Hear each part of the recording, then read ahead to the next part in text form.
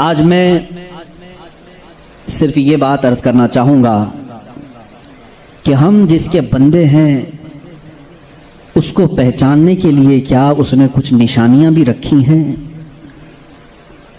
اللہ کی نشانیاں میں کھل کر کے عام انداز سے یہ بات کروں گا۔ آپ مسلمان گھر میں پیدا ہوئے، آپ کے باپ داداؤں نے، آپ کے ماحول نے آپ کو بتایا کہ تمہارا پیدا کرنے والا اللہ ہے، یہی تک تمہاری نالج ہے، ہماری نالج ہے۔ اس لیے کہ یہ بھی بڑا کرم و احسان ہے کہ ہمیں سوچ و بچار کر کے اللہ تک پہنچنے کی اس طرح کے ماحول کی ضرورت نہیں آئی۔ برسوں سے ہم انہی گھروں میں پیدا ہو رہے ہیں جہاں اللہ کا ہی نام لیا جا رہا ہے۔ لیکن میں سارے انسانوں کے لیے خطاب کر رہا ہوں، اس روئے زمین پر رہنے والا، چاہے وہ یہودی ہو، عیسائی ہو، ہندو ہو، سکھ ہو، جو بھی ہو، میں سب سے آج یہ بات کہنا چاہوں گا۔ دنیا کا ایک فارمولہ ہے کہ بغیر کسی کے بنائے کوئی چیز نہیں بنتی، خود سے کوئی چیز نہیں بنتی، تو یقیناً ہمیں بھی کسی نے بنایا ہی تو ہے۔ ہم چھوٹی سی چھوٹی چیز کو دیکھتے ہیں، ان کو کوئی بناتا ہے، خود سے کوئی چیز نہیں بنتی۔ سائنس کے اسٹوڈنٹس بھی ہوں گے ہمارے ساتھ، اور جو سائنس کو پڑھتے ہیں ان کی جو تھیوریاں ہیں سائنسدانوں کی، وہ کیا کہتے ہیں، کائنات کیسے وجود میں آ گئی ہیں۔ وہ ملحد ہوں گے جو کہتے ہیں، بے دین لوگ ہوں گے جن کا کوئی دین ہی نہیں، جو کہتے ہیں کہ اچانک دنیا بن گئی اور اچانک ہی ختم ہو جائے گی۔ ایسا کیسے ہوگا؟ ایسا کیسے ہوگا؟ اچانک دنیا بن گئی اور اچانک ختم ہو گئی، کوئی نہیں ہے اس کے آگے پیچھے۔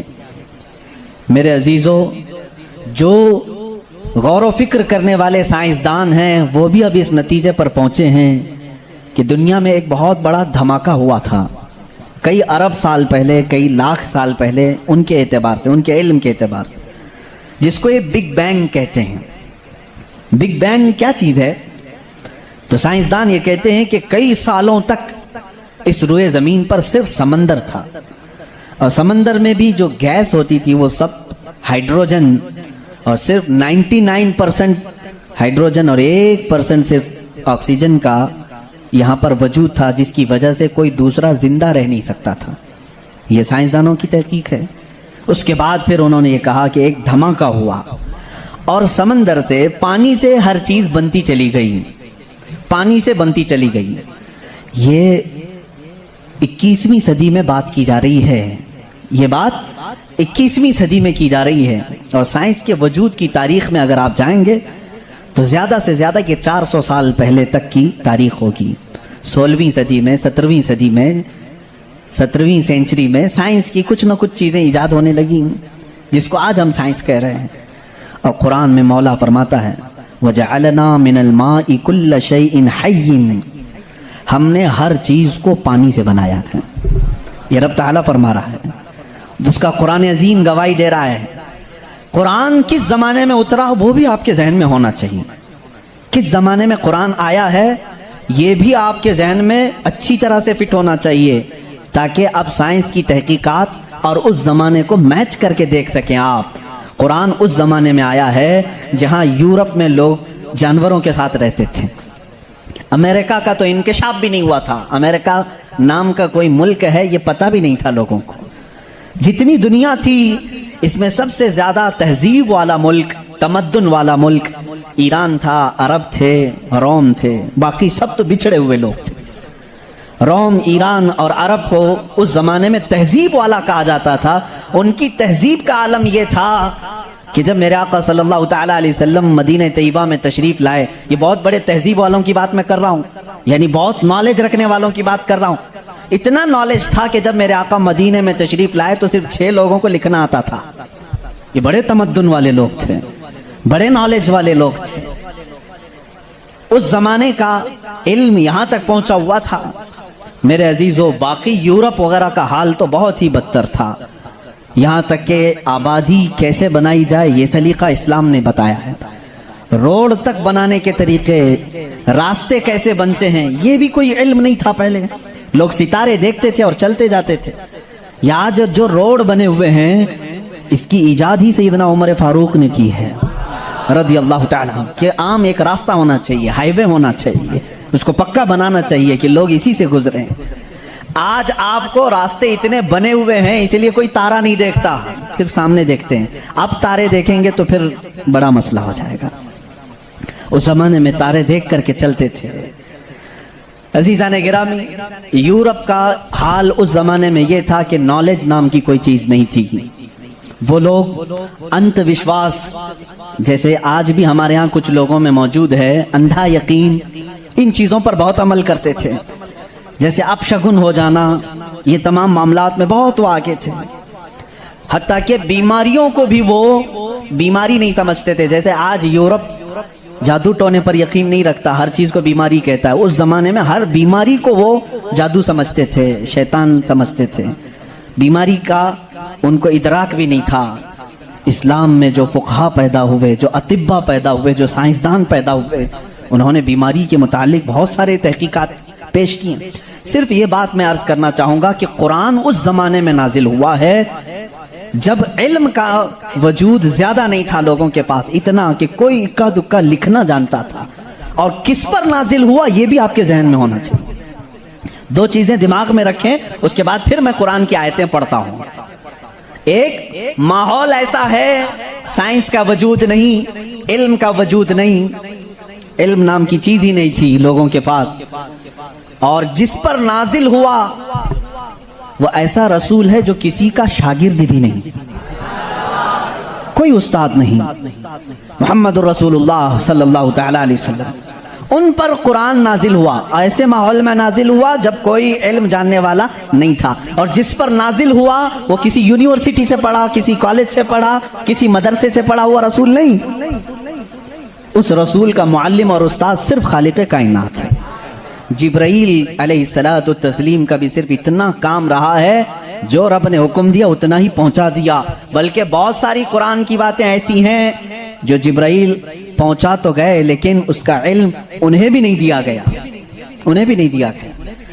اب یہ دو باتیں کسی کو بھی چیلنج کر کے بتا دینا, تاریخ کی سچائیاں اس بات کا انکار نہیں کر سکتی. اپنے تو اپنے, غیروں نے بھی حضور کی تاریخ لکھی ہے اور سبوں نے اقرار کیا ہے کہ محمد صلی اللہ علیہ وسلم ایک ایسے پروفٹ ہیں جو پوری زندگی بھر کسی استاد کے پاس گئے نہیں, کسی استاد کے پاس گئے نہیں. اور یہ بھی حکمت ہے میرے مولا کی, اسی لیے ہم اس رسول کو النبی الامی کہتے ہیں. امی کا مطلب کچھ بیوقوف لوگ آج کے زمانے کے جو بدعقیدہ ہیں وہ ان پڑھ کرتے ہیں. رسول ان پڑھ تھے, معاذ اللہ. بیوقوفوں تمہیں معلوم نہیں, امی کا مطلب ہوتا ہے کسی سے پڑھا ہوا نہیں. ان پڑھ میں اور کسی سے نہ پڑھا ہوا ہونے میں بہت بڑا فرق ہے. یہ دو باتیں ذہن میں رکھو.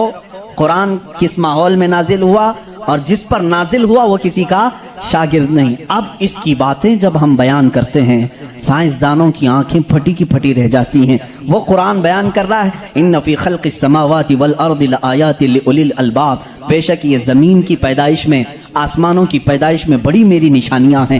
اللہ فرما رہا ہے رات کو ہم زائل کرتے ہیں, اسی سے دن نکالتے ہیں. قرآن یہ کہہ رہا ہے وجعلنا من السماء, آسمان سے اللہ تبارک و تعالیٰ نے وجعلنا السماء سقفا محفوظا, قرآن کہتا ہے ہم نے آسمان کو ایک محفوظ چھت بنایا ہے. قرآن یہ کہہ رہا ہے آسمان اور زمین ملے ہوئے تھے, ہم نے دونوں کو پھاڑ کر کے الگ کر دیا اور دونوں کے منہ کھول دیا. یہ قرآن اس زمانے میں کہہ رہا ہے علم فلکیات جس کو آسٹرونومی کہتے ہیں, علم ارضیات جس کو جیو فزک کہا جاتا ہے, زمین کے معاملات, آسمان کے معاملات جاننے والا اس زمانے میں کوئی نہیں. اس وقت قرآن کہہ رہا ہے آسمان و زمین ملے ہوئے تھے, ہم دونوں کو پھاڑ دیے, ہم نے ان دونوں کو پھاڑ دیا اور دونوں کے منہ کو کھول دیا. اب کا سائنس کہتا ہے زمین و آسمان کو دیکھنے کے بعد ایسا لگتا ہے کہ یہ گیلیکسی میں ملا ہوا ایک سیارہ تھا اور یہ پھر زمانے کے بدلتے بدلتے آسمان الگ ہو گیا, زمین الگ ہو گئی. اب کا سائنس یہ کہتا ہے. اور پھر یہ بند نہیں ہے, جیسے ہماری چھت بند ہے, اوپر سے پانی ڈالو تو نیچے کچھ نہیں آئے گا, نیچے کے فرشی بھی بند ہے, نیچے زمین سے کوئی چیز یہاں مسجد میں نہیں نکلے گی. سائنس اب یہ کہہ رہا ہے آسمان میں جگہ جگہ سوراخ ہیں, منہ کھلا ہوا ہے, زمین میں بھی جگہ جگہ سوراخ ہیں, دکھنے والے نہیں, یہ کھلا ہوا ہے. اس کا مطلب میں بھی سمجھ نہیں پایا تھا, آسمان کھلا ہوا ہے, زمین کھلا ہوا, منہ کھلا ہوا ہے, کیا مطلب؟ کہا کہ اللہ تعالیٰ جب چاہے آسمانوں پر پانی ڈالے تو اپنا منہ کھولتا ہے, بارش برستی ہے, اور زمین کا منہ کھلا ہے. اس کا مطلب یہ ہے تم جہاں پر بھی जितनी गहराई में भी जमीन के बीज डालो, इसका मुंह खुला है, वो सीना फाड़ कर बाहर आता है। अगर जमीन बंद होती तो कोई चीज जमीन से बाहर नहीं निकलती, जमीन से कोई चीज बाहर निकलती है, इसका मतलब है कि इनके मुंह खुले हुए हैं। साइंस ने अब भी कहा कि आसमान का मुंह खुला हुआ है, जमीन का मुंह खुला हुआ है। कुरान किस माहौल में नाजिल हुआ है? जब साइंस का वजूद नहीं। हाँ, अगर तुम ये कहते शायद मोहम्मद सल्लल्लाहु तआला अलैहि वसल्लम बहुत बड़े किसी साइंसदान के शागिर्द होंगे, तो तुम्हारे तारीख लिखने वाले ही तुम्हारे चेहरे पर जन्नाटेदार थप्पड़ मारेंगे, इसलिए कि वो रसूल अपनी 63 साल जिंदगी में कभी किसी के शागिर्द नहीं हुए, हत्ता कि सैयदुल मलाइका के भी वो शागिर्द नहीं हुए।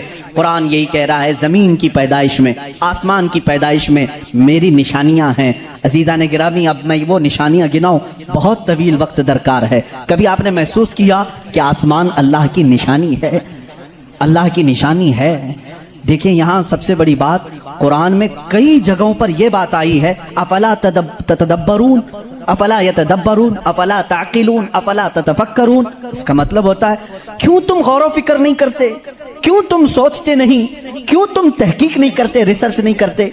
रब ताला बार बार ये फरमा रहा है। ये किसके लिए है?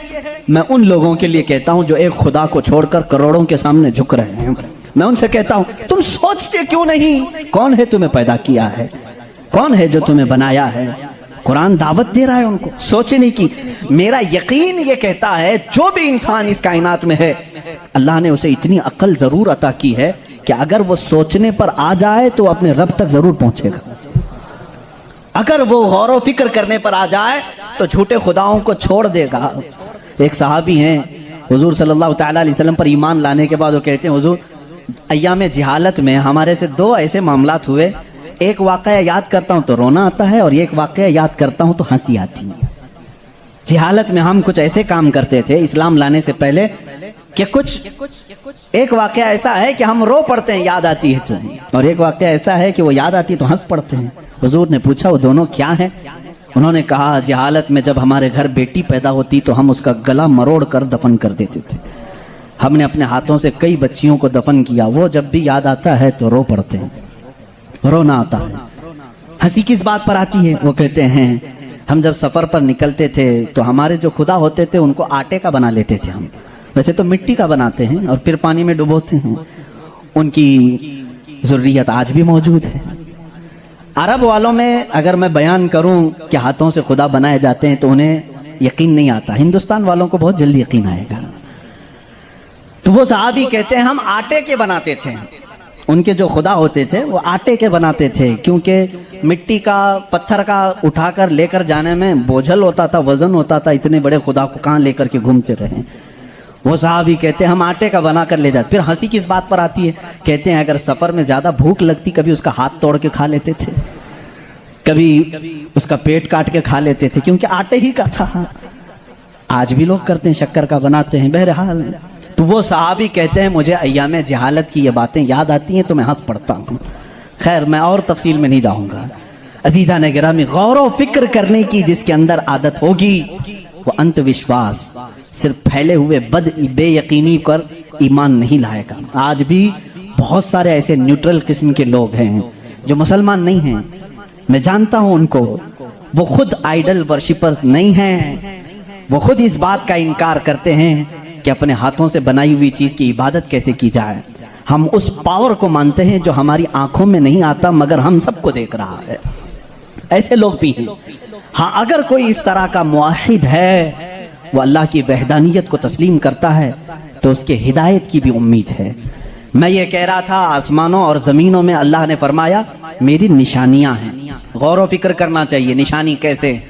पूरी दुनिया के बहुत तरक्की याफ्ता साइंस से मेरा ये चैलेंज है,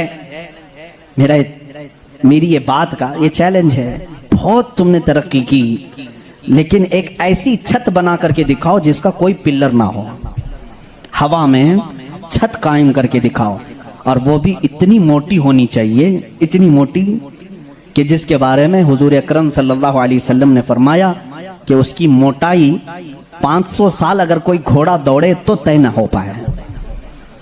वो आसमान की मोटाई।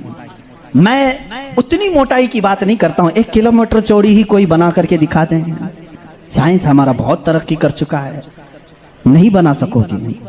لیکن کائنات کی اس پوری زمین پر اللہ رب العزت نے ایک چھت ہمارے سروں پر رکھی ہے اور سب کو معلوم ہے وہ چھت کیسی ہے, بغیر پلر والی.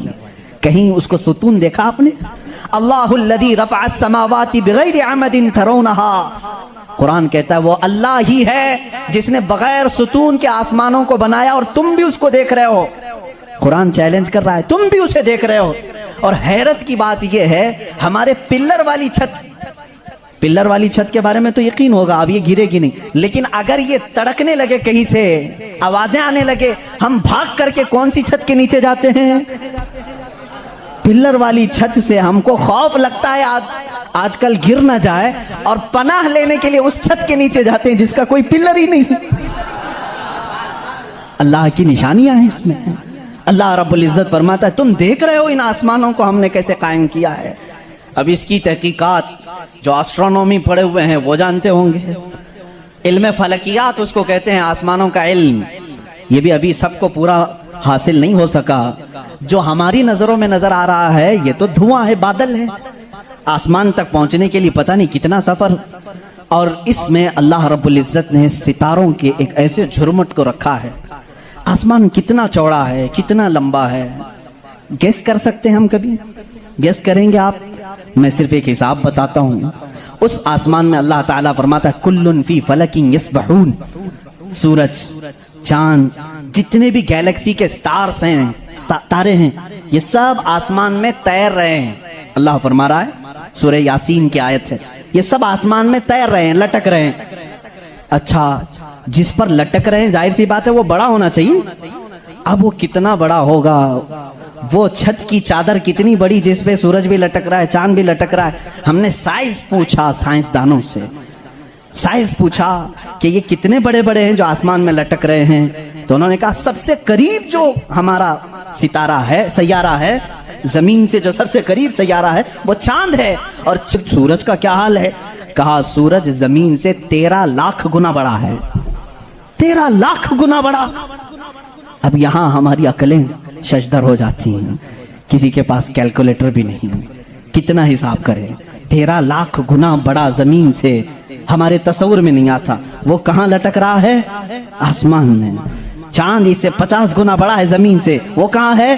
آسمان میں. اچھا اتنا ہی نہیں, یہ گیلیکسی کے اندر سورج سے 50 گنا بڑے اتنے سیارے ہیں کہ جن میں سے صرف ابھی 40% کا دریافت کی جا چکی ہے, باقی 60% ابھی تک سائنسدانوں کو پتہ ہی نہیں.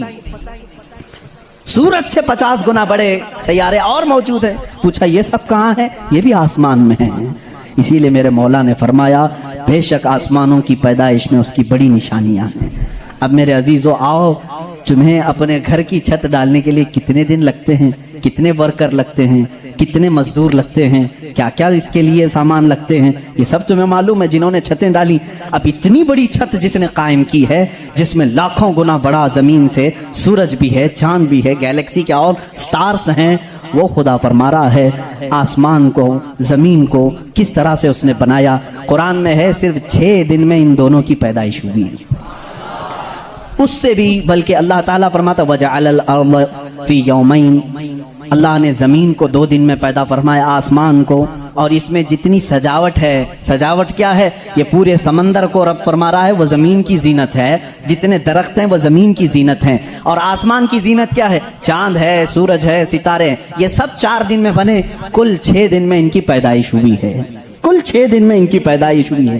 یہاں ہماری دکان نہیں بنتی 6 دن میں, اور وہ خالق کائنات فرما رہا ہے 6 دن میں اس پوری کائنات کے زمین و آسمان کی پیدائش ہوئی.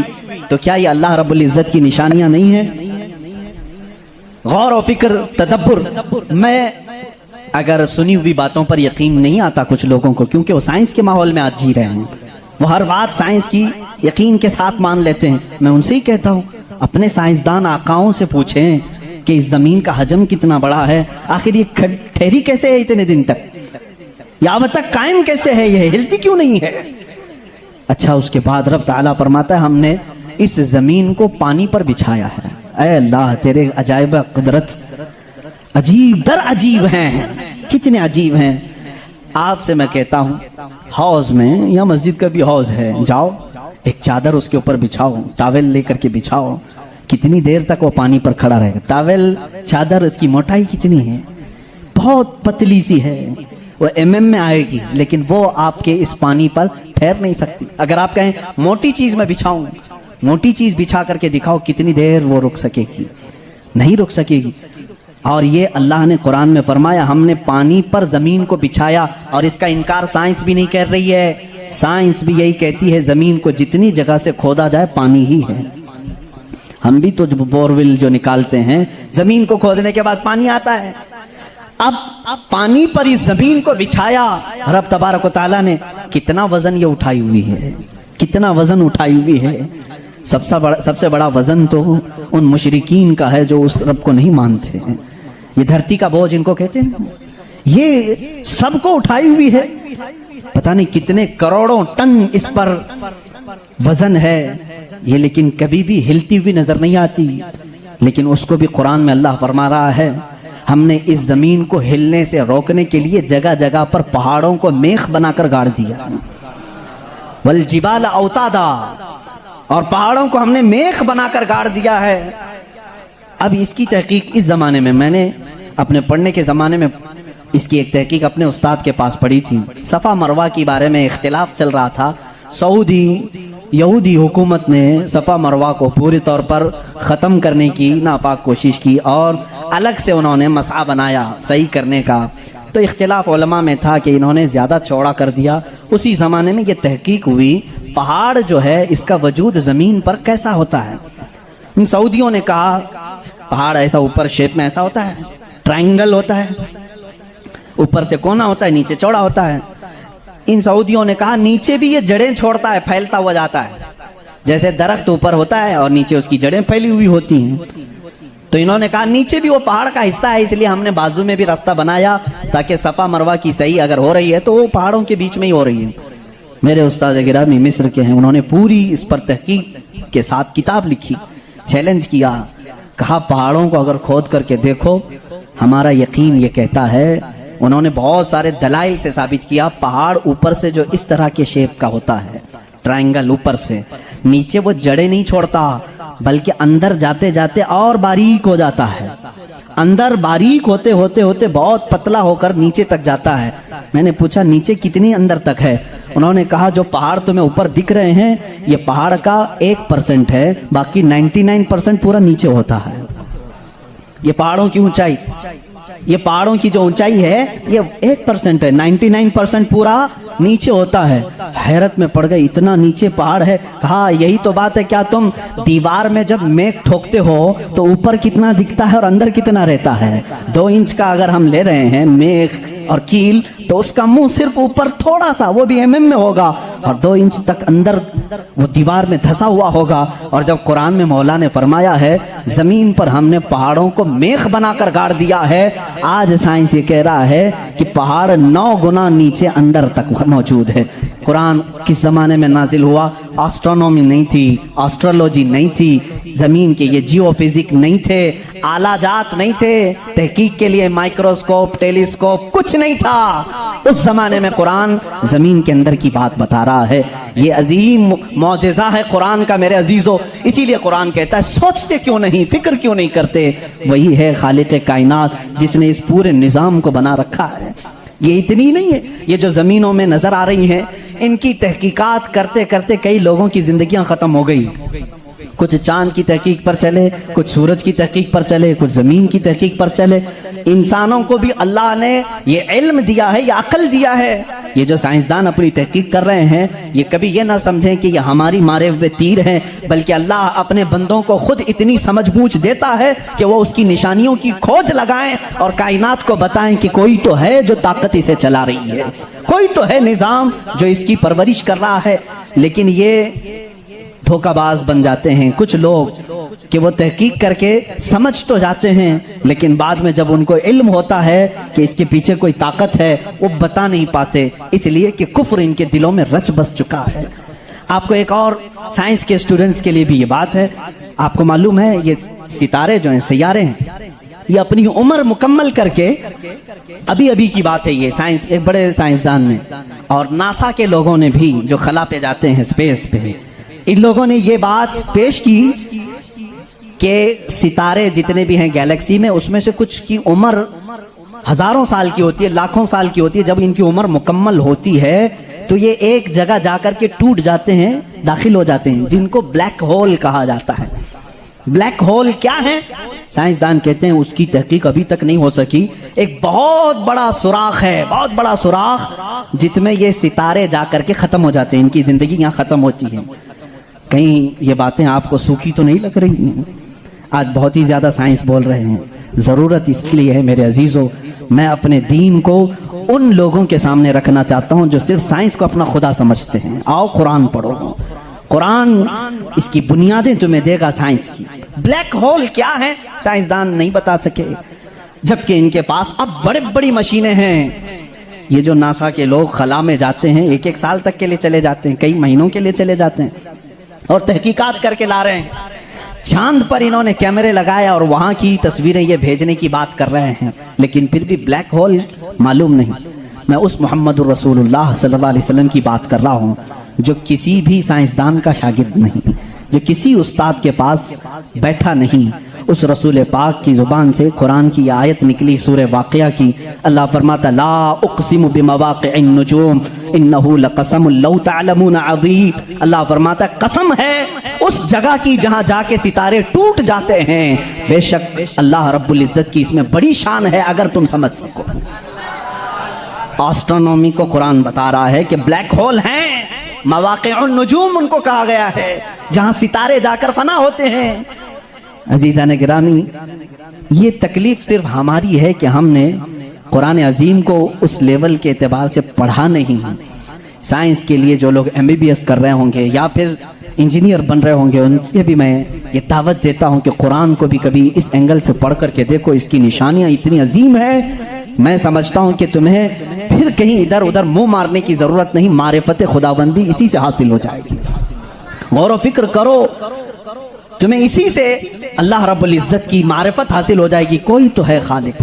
امام اعظم ابو حنیفہ رحمۃ اللہ تعالیٰ علیہ کے پاس ایک دہریہ، اس زمانے کے بھی جو ایتھسٹ ہوتے ہیں، ایتھسٹ سمجھتے ہیں، ایک نیا یہ چلا ہوا، نیا نہیں ہے پرانے ہی ہیں، نام نیا لگتا ہے، ملحد ہیں یہ. ایتھیزم بہت سارے لوگ وہ اپنے دین، اپنا ریلیجین کے جگہ پر یہ لکھتے ہیں، آپ دیکھ لینا ان کو. ایتھیزم آپ مسلم لکھتے ہیں، کچھ لوگ ہندوازم لکھتے ہیں، کچھ لوگ کرسچینٹی کہتے ہیں، کچھ جیوز ہوتے ہیں، لیکن کچھ ہیں جو ایتھیزم، ایتھسٹ ہیں. ایتھسٹ کا مطلب کوئی خدا نہیں، کوئی دین نہیں، کوئی مذہب نہیں. یہ بیچارے آوارہ لوگ ہیں، یہ لاوارث لوگ ہیں جو اس طرح سے کہہ رہے ہیں. اب ان کی بات میں آپ کو بتاؤں، ایتھیزم. اس طرح کا ایک ایتھسٹ امام اعظم ابو حنیفہ کے پاس آیا، اس نے کہا خدا ہے؟ تم بار بار خدا کی بات کرتے ہو، مجھے تو نہیں لگتا، کوئی نہیں ہے. اگر ہے تو دکھتا کیوں نہیں؟ بہت ساری چیزیں ہیں ایسی، آپ نے سمجھایا جو دکھتی نہیں لیکن ہے، بہت ساری چیزیں. اس نے کہا ایسی کوئی چیز نہیں ہے جو ہے اور دکھتی نہیں. آپ نے اس کو ایک تماچا لگایا، ڈھیلا اٹھا کر کے مار دیا. اس نے کہا میں سوال کیا تم نے مار دیا. کہا کیا ہوا مارا؟ کہا درد ہو رہا ہے. کہاں ہے درد؟ ہو رہا ہے، دکھتا نہیں ہے لیکن احساس ہے. بہت ساری چیزیں ایسی ہیں جو دکھتی نہیں ہے لیکن ہے، ان کا وجود ہے. بہرحال آپ نے اس کو جواب کیا دیا؟ کہا سنو، میرے ساتھ آج ایک بڑا عجیب واقعہ پیش آیا. میں سمندر کے کنارے گیا تھا، میں نے دیکھا ایک کشتی کو، اور وہ کشتی کی تعجب خیز بات یہ تھی کہ وہ اکیلے چل رہی ہے، کوئی نہیں چلا رہا. سامان خود سے وہ لاد لیتی ہے اپنے اوپر اور چل پڑتی ہے سیدھے راستے پر. پھر تھوڑی دیر کے بعد ساحل پر آتی ہے اور اپنا سامان خود ہی اتارتی ہے. پھر جیسے ہی وقت ہوتا ہے پھر چل پڑتی ہے. کوئی کشتی بان نہیں، کوئی ملا نہیں، کوئی کیپٹن نہیں، اس کے اندر سواری بھی نہیں، خود سے سب چل رہی ہے. یہ اس دور میں امام اعظم کہہ رہے ہیں جب الیکٹرانک دور نہیں تھا. آج کے لوگ ہو سکتا ہے یقین کر لیں الیکٹرانک کشتی ہوگی، ہو سکتا ہے کوئی اس کو الیکٹرانک مشین چلا رہی ہوگی. ایسا نہیں ہے، اس زمانے میں کوئی اس چیز کی ایجاد نہیں تھی. اس نے کہا کیا پاگل پن کی باتیں کر رہے ہو، کس کو بنا رہے ہو تم؟ کیا ایسی کوئی کشتی ہے جو خود سے سامان بھی اتارتی ہے اور چڑھا بھی لیتی ہے اور چلنے بھی لگ جاتی ہے؟ امام اعظم ابو حنیفہ رحمۃ اللہ علیہ نے فرمایا اتنا تیرا دماغ چلتا ہے کہ کوئی کشتی سمندر پر بغیر چلانے والے کے نہیں چلتی، یہ پورے دن اور رات کا نظام اور لوگوں کی موت و حیات کا نظام، زمین سے پودوں کو نکالنے کا نظام، برابر وقت پہ موسم کے آنے کا نظام بغیر کسی کے چلائے کیسے چل سکتا ہے؟ کبھی اس میں تاخیر تم نے دیکھی؟ کبھی تم نے یہ دیکھا کہ رات ہوئی ہی نہیں؟ کبھی تم نے دیکھا کہ دن ہوا ہی نہیں؟ وہ اپنے وقتوں پر ساری چیزیں چلا رہا ہے۔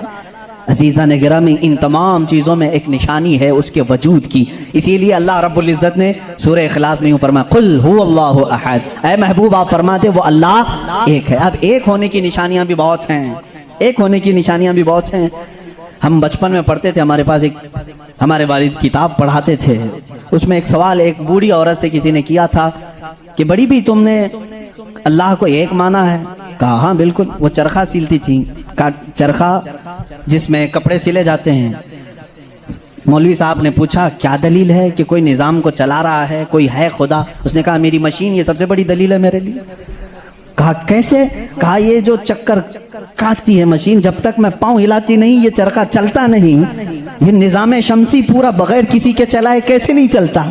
کہا اچھا ٹھیک ہے، بڑی عقل مند عورت ہے، مشین کو ہی اللہ کی نشانی سمجھ لیا تو نے۔ اس عورت سے انہوں نے دوسرا سوال کیا، اچھا چلو ٹھیک ہے کوئی تو ہے چلانے والا، یہ کیوں کہتی ہو کہ وہ ایک ہی ہے؟ کہا چلو ٹھیک ہے اس کی بھی نشانی میری یہ مشین ہے، اس کی نشانی بھی میری یہ مشین ہے۔ کہا کیسے؟ کہا چلو میں ادھر سے چلاتی ہوں تو ادھر سے چلا، بیٹھ جا میرے سامنے، میں ادھر سے چلاتی ہوں تو ادھر سے چلا، پھر دیکھتے ہیں کپڑے کی حالت کیا ہوتی ہے۔ کپڑا جو ہے ہو سکتا ہے لیڈیز کی بجائے جینز کا ہو جائے، جینز کی بجائے لیڈیز کا ہو جائے، کچھ کا کچھ بن جائے۔ کیوں؟ انہوں نے کہا بات تو صحیح ہے۔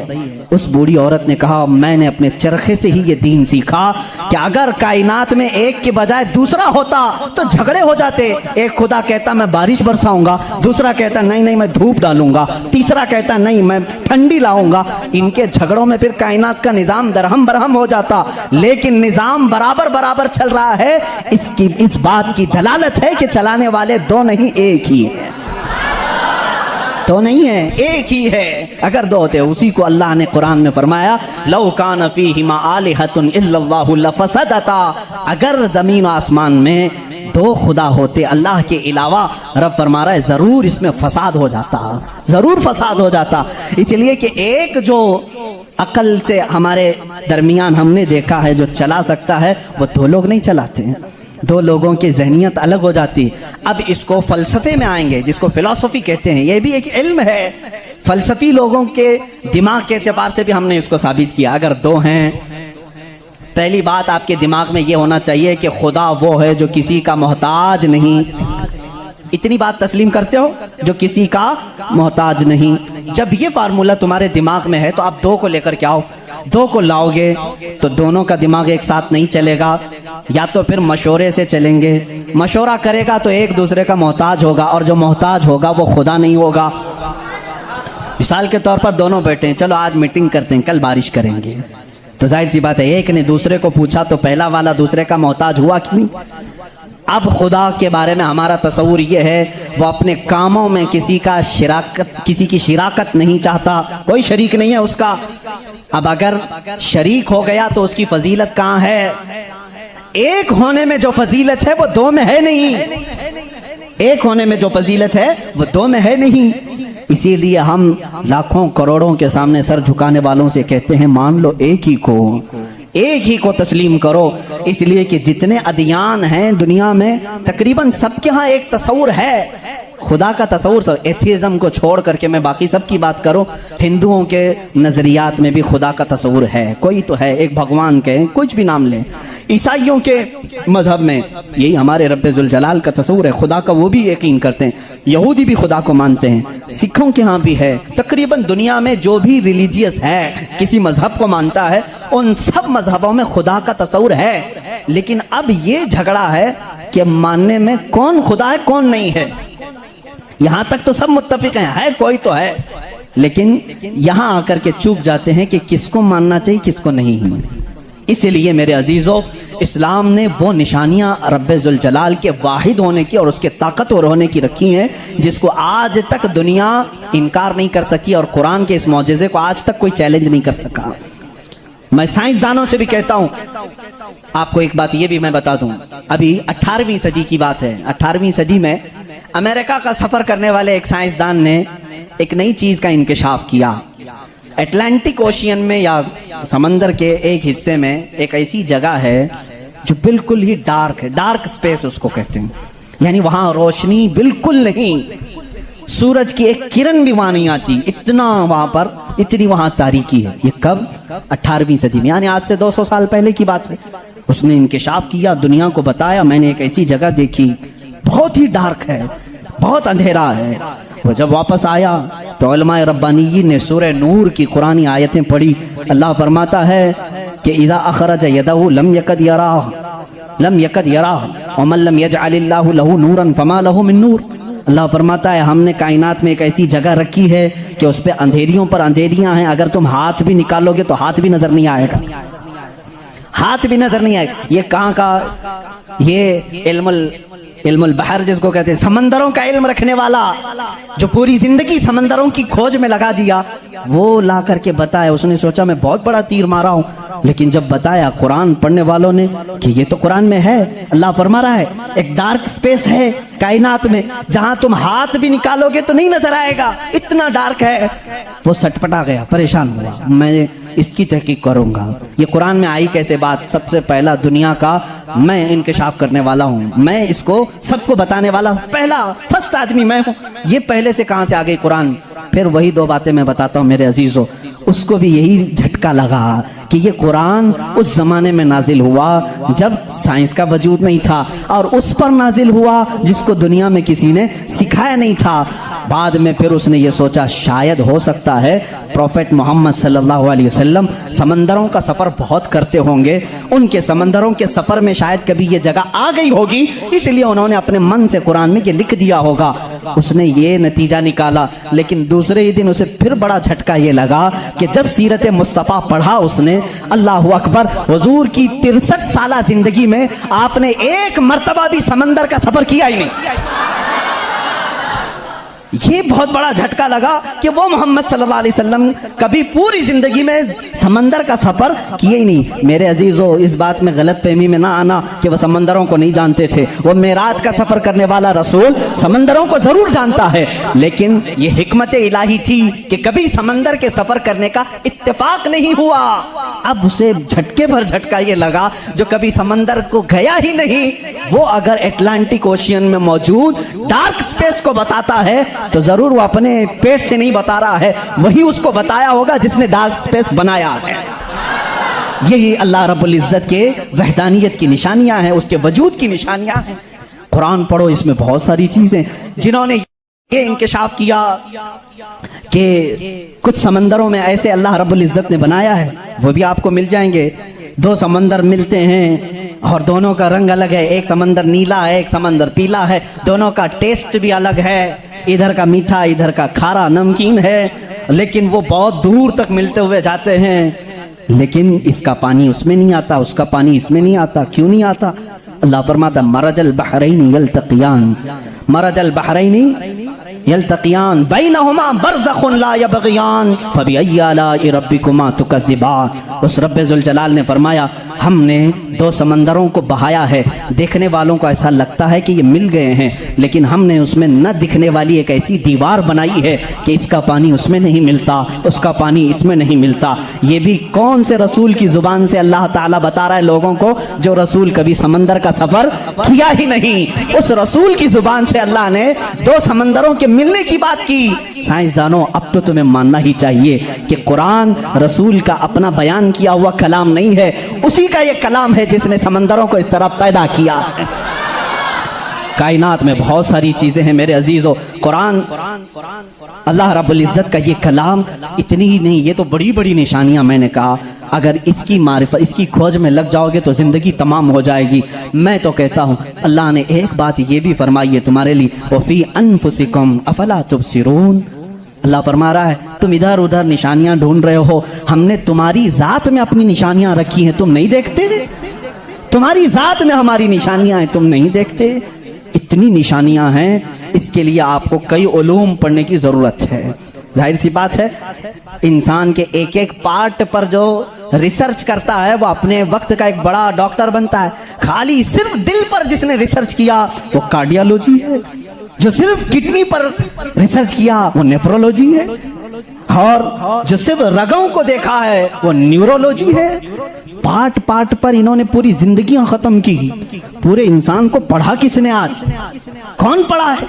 इसीलिए इमाम आजम अबू हनीफा रहमतुल्लाह अलैह ने फरमाया, मन आरफ़ा नफ्सहू फ़क़द आरफ़ा रब्बह। जिसने सिर्फ अपनी जात को पहचान लिया वो अपने रब को पहचान लेगा। तुम्हारे जिस्म में जिस तरह की चीजें अल्लाह ने बनाई, डॉक्टर से जाकर के पूछो कि हमारे जिस्म के अंदर का जो निज़ाम है, एक बार जो नस कट गई 1000 डॉक्टर मिलकर के वो नस नहीं कायम कर पाते। ये रगों का सिलसिला ऐसा है। और फरमाया गया, बल्कि तहकीकात बताती हैं, हमारे जिस्म के अंदर मौजूद ये नसों को, रगों को निकाल करके अगर बिछा दिया जाए, कई 1000 किलोमीटर लंबी हो जाएंगी, कई 1000 किलोमीटर लंबी हो जाएंगी। ये नसों का इतना लंबा सफर हो जाएगा। इतना सारा मवाद अल्लाह ने तुम्हारे जिस्म में रखा। और रब ताला ये फरमाता है, मफाहीम आयात में बयान कर रहा हूँ, कभी आपने सोचा हमने जुबान से जो जो चीजें खाई, अल्लाह अकबर। मैं एक बड़े मुहक्किक के हवाले से कहता हूँ, रोटी को उन्होंने कहा तुम्हारी रोटी, तुम्हारे खाने अल्लाह की निशानियां हैं। मैंने पूछा रोटी भी निशानी है अल्लाह की? कहा हाँ। तुम एक रोटी को कहाँ कहाँ से हासिल करते हो? अनाज खेत से लिया, फसल जब आई उसको कुटाया, पिसाया, आटा बनाया, फिर घर में लाया, गूंदने के लिए दिया, आटा गूंदा गया, रोटियां बेली गई, तवे पर रखी गई, बन गई। कितनी मंजिलों से गुजरी, खेत से आई, पिसाई में गई, गुंदाई में गई, पकाई में गई, अब उसके बाद रेडी होकर तुम्हारे बर्तन में आई। इसके बाद तुमने क्या किया? अब तक सब तुम्हारा इख्तियार चल रहा है, तुम अपनी मर्जी से कर रहे हो। गेहूं का लाना है, जौ का लाना है, जवार का लाना है, किसका लाना है, तुम्हारी मर्जी। आटे से कितना गूंदना है, नरम गूंदना है, मोटा गूंदना है, तुम्हारी मर्जी। रोटी मोटी पकानी है, पतली पकानी है, तुम्हारी मर्जी। रोटी पक जाने के बाद 4 टुकड़े करने, 5 टुकड़े, 2 टुकड़े, तुम्हारी मर्जी, सब तुम्हारी मर्जी है। इसके बाद तुम चबा करके खा गए, उस रोटी को चबाकर खा गए, निगल गए। ये रोटी जब हलक से उतर गई, अब तुम्हारी मर्जी नहीं है। उस एक ही रोटी से गोश्त भी बनता है, उसी एक रोटी से खून भी बनता है, उसी एक रोटी से मनी भी बनती है, उसी एक रोटी से पीप भी बनता है, उसी एक रोटी से कफ और बलगम भी बनता है, उसी एक रोटी से सब चीजें बन जाने के बाद हमारे फुजलात भी निकलते हैं। मैं नहीं समझ पाया। ऐ मेरे अजीजों, मुझे बताओ, एक रोटी लो, उसके एक टुकड़े से तुम गोश्त बना के दिखाओ, दूसरे टुकड़े से तुम खून बना के दिखाओ, तीसरे टुकड़े से तुम पीप बना के दिखाओ, चौथे टुकड़े से तुम बलगम बना के दिखाओ, नहीं कर सकोगे। इसलिए कि सिर्फ गूंदने पकने तक तुम्हारी मर्जी चलती है, हलक से नीचे उतर जाने के बाद खुदा कदीर और जब्बार का निजाम चलता है। तुम्हारे रिस्क में उसकी निशानियां हैं। कौन है जो बनाता है हमारे जिस्म के अंदर इस रोटी से हमारे जिस्म का हिस्सा? पूछो, जाकर किसी से भी पूछो, ये हमारा जिस्म मोटा ताजा गोश्त कैसे बन गया? ये खाने अच्छे खाओगे, इससे बन गया। हमने कहा हम खाने काजू बादाम भी खा रहे हैं तो भी गोश्त बन रहा है, रोटी खा रहे हैं तो भी गोश्त बन रहा है, चावल खा रहे हैं तो भी गोश्त बन रहा है। और खून ऐसा लिक्विड है कि बाजार में मिलता नहीं, किसी इंसान का ही लेना पड़ता है। इसको कौन बनाया है? कहा इसको भी रोटी से ही बनाया है, काजू बादाम से ही बनाया है, फलों से ही बनाया है। हम पूरी दुनिया की ग़िज़ाएं लाकर चक्की में पीस करके भी खून का एक कतरा नहीं पैदा कर सके, लेकिन वो रब्बे ज़ुल जलाल हमारे लुक़मे के नीचे जाते ही निज़ाम को शुरू फरमा दिया है। कैसा वो निज़ाम है, कैसा वो निज़ाम है। ऐ मेरे अजीज़ों, इसीलिए मेरा मौला फरमाता है, फी अनफुसिकुम अफला तुबसिरून, तुम्हारी ज़ात में मेरी निशानियां हैं, क्यों तुम नहीं देखते, क्यों तुम नहीं देखते? आपको अगर मैं ज़ातियात, नफ्सियात, तबईयात, ये जो उलूम हैं इस पर गुफ्तगू करूं तो एक बड़ा अलग टॉपिक हो जाएगा। अल्लाह ताला ने इस निज़ाम को कैसे बैलेंस रखा है जानते हैं आप? कभी आपको मालूम है हमारे कानों में एक अलाइनमेंट होता है, जैसे व्हील अलाइनमेंट करते हैं, हमारे दोनों कानों के बीच में एक कतरा छोटा सा अल्लाह ने रखा है, ये बैलेंस को बरकरार रखता है। जो सनकी होते हैं, जिनको कहते हैं पागल हो गया, झोले खाता रहता है, ये कौन लोग हैं जानते हैं आप? जिनको कभी कभार फीड्स आ जाती है, चलते चलते आड़े टेढ़े हो जाते हैं, ये कौन है? जिनका सिर्फ वो कानों के बीच का एक कतरा भी हिल गया, तुम्हारा बैलेंस नहीं बिगड़ जाएगा। तुम खड़े कैसे होते हो? 2 पैरों पर सीधे खड़े रहते हो, जब तक चाहो खड़े रहो, चलना चाहो तो सीधे चलते हो। अगर वो बैलेंस चूक गया, जैसे कार व्हील अलाइनमेंट छूटने से इधर उधर जाने लगेगी, तुम्हारे पैर लड़खड़ाने शुरू हो जाएंगे। इस एक हल्के कतरे से अल्लाह ने तुम्हारे पूरे वजूद को रखा है। تمہیں ٹیڑھا کرنے کے لیے صرف اس قطرے کو جنبش دینے کی ضرورت ہے، صرف جنبش دینے کی ضرورت ہے۔ میں نے سائنس کی ایک تحقیق پڑھی، اللہ اکبر، حیرت ہوتی ہے۔ انہوں نے یہ تحقیق کر کے بتایا، یہ جو تمہاری پلکیں جھپکتی ہیں، کھلتی بھی ہیں جھپکتی بھی ہیں، جانتے ہیں آپ یہ کتنی ہلکی ہیں اور کسی کو احساس بھی نہیں ہوتا کب جھپکی کب کھلی، کسی کو احساس نہیں ہوتا۔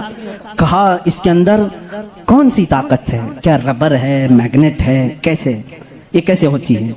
اس کو ایک سائنسدان نے کہا کہ اگر کسی کی پلک جھپکنا چھوٹ جائے، نہیں جھپک سکتی، تو اس کو بلڈوزر سے کھینچ کے بھی بند نہیں کر سکو گے، اتنی طاقت لگا کر کے بھی اسے بند نہیں کر سکو گے، ایسا فلیکسیبل ہے، ایسا ربر ہے۔ اور اگر بند ہو گئی تو کھول بھی نہیں سکو گے، پوری طاقت لگا کے ٹوٹ کے پھٹ جائے گا یہ پلک، کھلے گی نہیں کھلے گی۔ جھپک گئی تو وہی رہ گئی، کھلی تو بند نہیں ہوگی، پوری دوسری کوئی بھی الٹرنیٹ طاقت سے اگر تم چاہو اس کو بند کرنا یا کھولنا نہیں کر سکو گے۔ انہوں نے کہا بس ہمارے ان پلکوں میں اللہ تعالیٰ نے ایک ہلکا سا ربر رکھا ہے جو فلیکسیبل ہے اور بغیر تمہارے چاہے بھی یہ ہلتی ہے، بند ہوتی ہے۔ اور کہا کہ اگر ان پلکوں میں یہ جھپکنے اور کھلنے کا مادہ یہ ختم ہو جائے، یہ ربر، یہ فلیکسیبلٹی ختم ہو جائے تو وہ انسان پاگل ہو سکتا ہے، بلکہ آنکھ نہ بند ہونے کی وجہ سے وہ مر بھی سکتا ہے۔ وَفِي أَنفُسِكُمْ أَفَلَا تُبْصِرُونَ۔ ہم ان تمام نعمتوں کو سمجھ نہیں پاتے، بلکہ دن میں ہزاروں بار جھپکتے ہیں کھولتے ہیں، احساس نہیں ہے اس نعمت کا۔ اگر یہ بند ہونا ختم ہو جائے یا بند ہو گئی کھل نہ سکے تو کیا کر لے جاؤ گے؟ کچھ نہیں کر سکو گے۔ بلکہ میرے عزیزو تمہارے جسم پر موجود یہ رونگٹے، یہ بال بھی اللہ کی علامت ہیں، نشانیاں ہیں۔ جانتے ہو بال سب ایک ہی طرح کے ہیں، لیکن ابھی 2 ہی دن قبل میں پڑھ رہا تھا، ذہن کیا ہے جاتا نہیں ان چیزوں کی طرف کیونکہ معمول پہ چل رہے ہوتے ہیں۔ ایک صاحب نے مجھ سے سوال کیا کہ حضرت بال جو ہے ہماری آنکھوں پہ بھی ہیں، پلکوں میں، اور اوپر بھووں پہ، آئی برو بھی ہیں، اور بال سر پہ بھی ہیں اور دیگر جگہوں پر ہیں۔ سر کے بال اور دیگر جگہوں کے بال بڑھتے ہیں، یہ بال بڑھتے کیوں نہیں؟ بال سیم ہے، بال سیم ہے، یہ بڑھتے نہیں اور یہ بڑھتے ہی رہتے ہیں، ان کو جتنا کاٹو بڑھتے ہی رہتے ہیں۔ ایسا کیا ہے؟ اللہ اکبر۔ اس دن مجھے حیرت ہوئی، میں نے کبھی اس چیز پر توجہ نہیں کی، کبھی نہیں سوچا۔ ہو سکتا ہے آپ کا ذہن نہ گیا ہو۔ پڑھنے پر ایک محقق نے یہ بھی لکھا ہے، دیکھنے میں یہ سارے بال ایک طرح سے ہیں، ان بالوں میں ساری چیزیں ایک ہی طرح کی ہیں، دیکھنے میں یہ کالے ہیں تو وہ بھی کالے ہیں، قوت بھی ان کی سیم ہے، لیکن اللہ رب العزت نے ان بالوں میں بڑھنے کا خون رکھا ہے، ان بالوں میں بڑھنے والا خون آتا تک نہیں ہے، آتا تک نہیں۔ عزیزان گرامی، اس کی یہ نشانیاں ہیں بہت ساری، اس کی تحقیقات پھر کسی موقع پر میں عرض کروں۔ اور پیٹ کے اندر موجود چیزیں جو اپنا نظام خود بخود چلا رہی ہیں، نہیں چلا سکو گے، نہیں چلا سکو گے۔ دل جتنی مرتبہ یہ دھڑکتا ہے، اس کے اندر جو پریشر ہے، کہا گیا ہے یہ جو خون کو دبا کر کے جسم میں پھیلاتا ہے، اس کے متعلق سائنس یہ کہتا ہے اتنا پریشر ہے کہ دنیا میں کسی فوارے پہ، کسی فاؤنٹین میں اتنا پریشر نہیں ہوگا جتنا دل میں پریشر ہے، اور یہ اتنی تیزی سے ایک بار پمپ کرتا ہے کہ خون پورے جسم میں ناخن تک آ جاتا ہے۔ ایک بار کے پمپ پر ایک بار اس طرح دل نے دبایا خون کو بار تو خون ناخن تک پہنچتا ہے، اتنا پریشر اس کے اندر ہے۔ امریکہ کی ایک لیبارٹری میں ایک پاکستانی عالم دین گئے تھے، کارڈیالوجی تھے وہ ڈاکٹر، وہ ایک عالم کو لے کر کے گئے، اور کارڈیالوجی نہیں، ریڈیالوجی بھی غالباً کچھ ہے جس میں آوازیں سننے کا آلہ ہوتا ہے، ایک مشین ہوتی ہے جسم کے اندر حرکت کرنے والی ہر آواز کو اس میں سنا جا سکتا ہے۔ پلک آپ جھپکتے ہیں، آپ سانس لیتے ہیں تو اس کی آواز کیسی ہوتی ہے۔ تو انہوں نے کہا آج چلیے لیبارٹری میں آپ کو بتاتا ہوں کہ دل کی آواز، ہم تو یہاں ہاتھ رکھتے ہیں تو دھک دھک دھک کی آواز آتی ہے، تو انہوں نے کہا ہم آپ کو اس سے سناتے ہیں۔ ایئر فون لگائے گئے، بڑی بڑی مشینیں تھی، ہلکی سی بھی وہاں پر ہوا بھی آتی تو اس کی زور آواز آتی ہے۔ وہ ایک لیب ہے، یہ عالم دین کہتے ہیں میں نے سنا دل کی آواز، میں نے پوچھا اس ڈاکٹر سے کہ آپ کے ہاں ہر آواز کا نام لکھا گیا ہے. دل جو آواز کرتا ہے اس کا کیا نام ہے آپ کے یہاں؟ کہتے ہیں دل جو ہے لپ لپ لپ لپ یہ آواز کرتا ہے. سائنس میں یہ لکھا گیا ہے. اور مسکرا ہے, کہا تھوڑی سی خطا ہو گئی, بلکہ دل کہتا ہے رب رب رب رب. ہر انسان کا دل جو دھڑکنے کی آواز آتی ہے مشینوں سے انہوں نے خود سنا. ہاں ہو سکتا ہے کچھ توتلے لوگ ہوتے ہیں را کو لا کہہ جاتے ہیں, ہو سکتا ہے تمہیں لپ لپ لپ سنائی دیا ہو, مگر میرا ایمان یہ کہتا ہے ہر دل رب رب رب ہی کہتا ہے. جو اس کو دھڑکن دیا ہے اگر وہ دل اسے یاد نہ کرے. عزیزان گرامی, کائنات کی بہت ساری چیزیں اس کی نشانیاں ہیں, سمندروں میں اس کی نشانیاں ہیں. آپ کو معلوم ہے سمندروں کا علم, علم البحر جن کو معلوم ہے, جو غوطے لگاتے ہیں وہ کہتے ہیں زمین پر جتنی مخلوقات ہے اس کے 10 گنا زیادہ مخلوقات سمندروں میں موجود ہیں. سمندروں میں یہاں جتنے کیڑے دیکھ رہے ہو, کتنے مکوڑے دیکھ رہے ہو, یہاں جتنے قسم کی مخلوقات آپ دیکھ رہے ہیں اس کے 10 گنا زیادہ مخلوقات سمندروں کے اندر ہے. کون ہے جو ان کے رزق کا انتظام کرتا ہے؟ کون ہے ان کی پرورش پر؟ سمندروں کا علم الگ ہے. کہتے ہیں ہم اندر جاتے ہیں تو اس کے اندر اتنی چیزیں کہ ہر بار نئی چیزیں دکھتی ہیں. اور انہوں نے کہا کہ کئی لاکھ قسم کی مچھلیاں گن لی گئیں, لیکن ہر بار غوطہ لگاتے ہیں تو پھر نئے رنگ کی مچھلی نظر آتی ہے. ان کو رنگ دیتا کون ہے اس کے اندر؟ عزیزان گرامی, سمندروں کے علم میں لوگوں نے کہا اس کی گہرائیوں میں کیا کیا موجود ہیں. کچھ باتیں تو عقل تسلیم کرتی ہیں, جیسے آپ کو میں نے کہا سمندر میں مچھلیاں ہیں, اندر پیڑ پودے بھی ہیں, آپ سب تسلیم کریں گے ہوتے ہوں گے, مخلوقات ہیں, ہاں ہوتے ہوں گے, سب ہوتے ہوں گے. لیکن ایک قرآن کے فرامین تفاسیر میں یہ کہا گیا ہے سمندر کے اندر آگ بھی ہے. اب کہاں سے تسلیم کرو گے؟ سمندر کے اندر آگ ہے, کیسے تسلیم کرو گے؟ ظاہر سی بات ہے تم انکار کرو گے. پانی اور آگ ہو ہی نہیں سکتا, اور وہ بھی پانی ہلکا پھلکا پانی نہیں, سمندر کا جوشیلا پانی. اور یہاں پر اسلام میں یہ باتیں کہی گئی ہیں کہ سمندر کے اندر آگ ہے. لیکن یہ دنیا کو اس وقت نظر آ گیا جب سونامی آئی تھی. انڈونیشیا میں جو ساحل پر سونامی کی لہریں جنہوں نے دیکھی, جس کی رفتار 2000 کلومیٹر پر آر تھی, 2000 کلومیٹر پر آر کی رفتار سے وہ پانی چل رہا تھا, اور اس کی ہائٹ جو موجوں کی وہ 200 فٹ اونچی تھی. 200 فٹ اونچی لہریں 1000 کلومیٹر پر آر کی رفتار سے جب جا رہی تھی تو مشاہدہ کرنے والوں نے یہ کہا جب وہ لہریں چلتی تھی تو پیچھے آگ کے شعلے نکلتے تھے, سمندر میں آگ کے شعلے نکلتے تھے. آج سائنس اس بات کو تسلیم کر چکا ہے سمندر میں کئی ایسے پہاڑ ہیں جو آتش فشاں ہیں, جن کو وولکینو کہا جاتا ہے. آگ اگلنے والے پہاڑ ہیں, آگ اگلنے والے پہاڑ ہیں.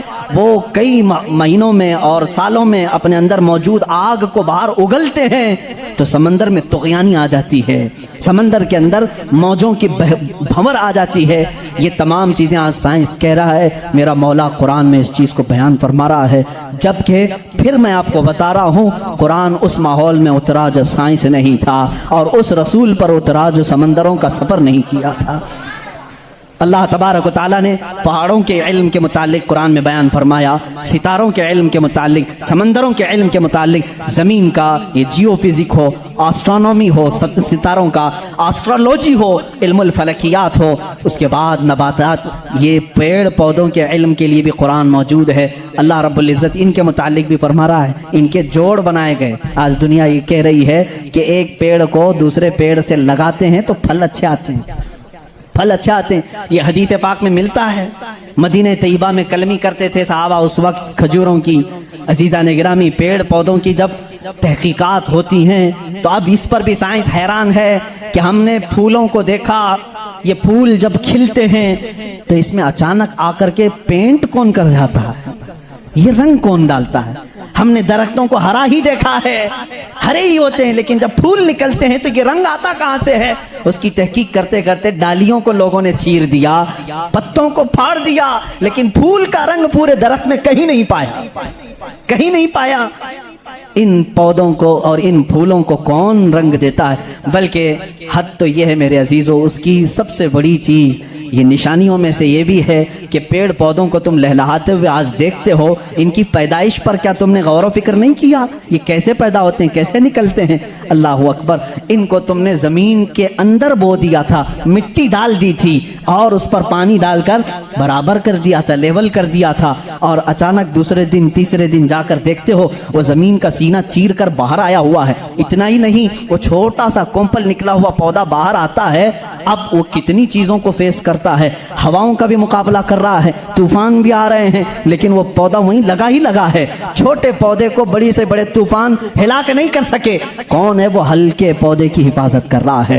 بڑی بڑی ہواؤں سے، وہ بڑی بڑی طاقتوں کو اڑا لے جانے والی ہوائیں آتی ہیں، لیکن ہلکے پودے کی حفاظت ہو رہی ہوتی ہے۔ وہ فصلیں لانے تک کون ہے ان کی حفاظت کرتا ہے؟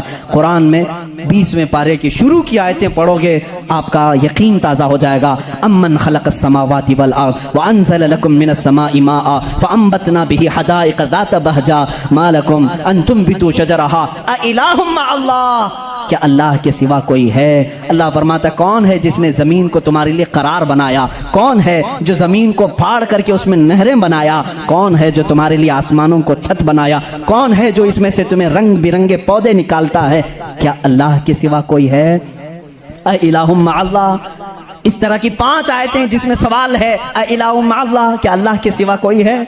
اب میرے عزیزو، میں نے آسمانوں کی بات کی، زمینوں کی بات کی، گیلیکسی کی بات کی، پیڑ پودوں کی بات کی، سمندروں کی بات کی، بلکہ میں نے تمہارے ذات کی بھی بات کی۔ تمہارے جسم میں موجود ہر عضو، ہر پارٹ اللہ کی نشانی ہے، اللہ کی نشانی ہے۔ تم میں سے کوئی بھی ایک عضو دوسرا ڈپلیکیٹ بنا نہیں سکتا، بنے گا تو صاف نظر بھی آئے گا۔